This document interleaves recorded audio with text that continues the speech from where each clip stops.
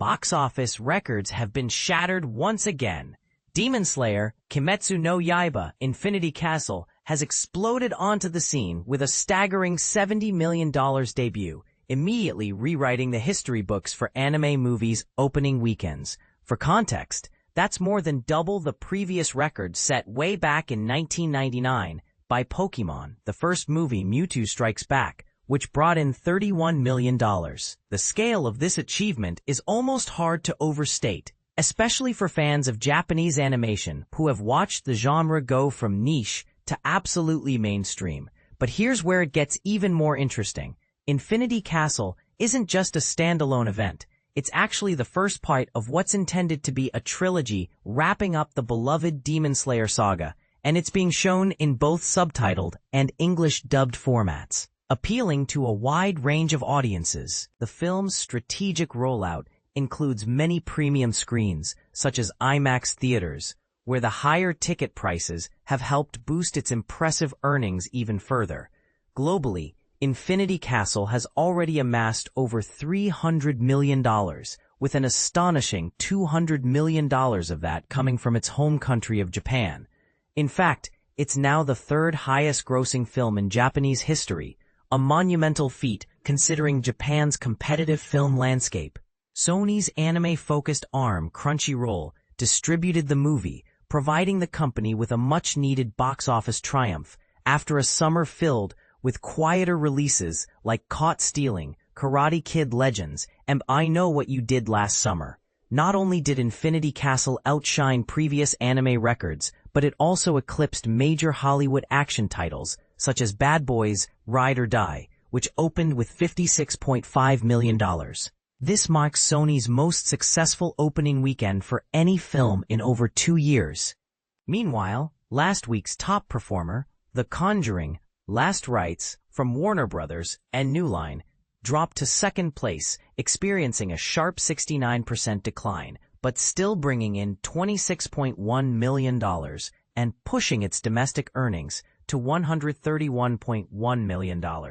It's worth noting that both The Conjuring: Last Rites and Infinity Castle have outperformed industry expectations for September, a month typically seen as lackluster for box office numbers.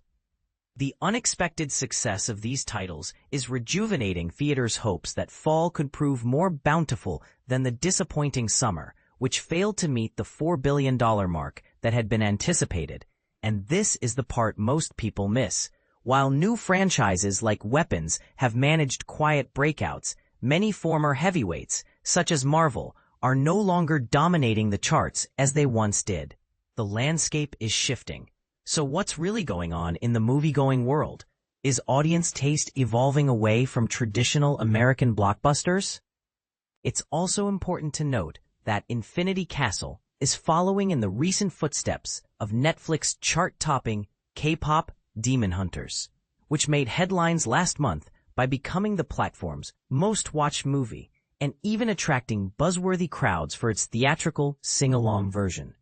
Industry analyst Paul Dergarabedin summed up this trend with a laugh. Just put demon in your title, and you're off to the races. He also emphasized that animation, with its dazzling visuals, is ideal for the big screen and has true global appeal.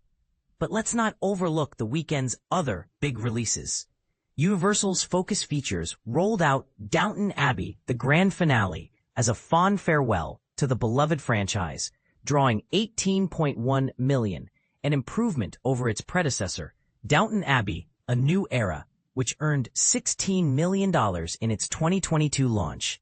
Predictably, the audience was largely female, 72%, overwhelmingly white, 73%, and mainly older viewers, 57% over 55, showing that franchises can rely on dedicated fan bases even after years on the air and multiple film adaptations. There was also Lionsgate's adaptation of Stephen King's The Long Walk, which started in fourth place with $11.5 million. While that may seem underwhelming, the film was made at a modest $20 million budget, minimizing any potential losses.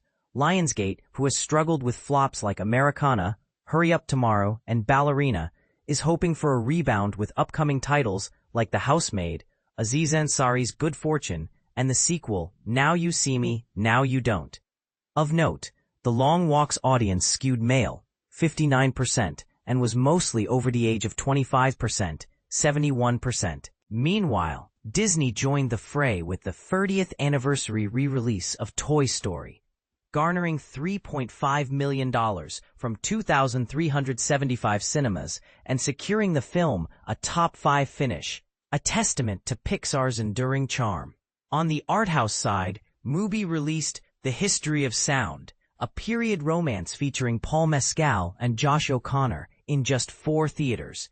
Yet it still achieved an impressive per-screen average of $21,446 for a weekend total of $85,786.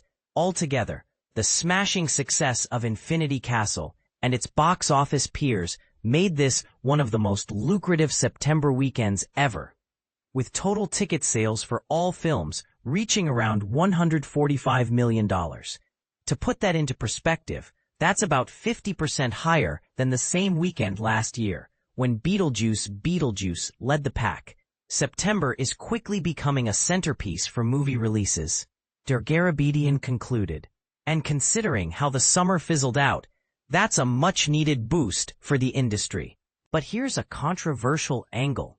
Is the popularity of anime films like Demon Slayer a sign that global moviegoers are craving something fresh and different? Or is Hollywood simply failing to keep up? Where do you stand? Are you thrilled by this international box office shakeup? Or do you think the pendulum will swing back? Jump into the conversation and let us know your take.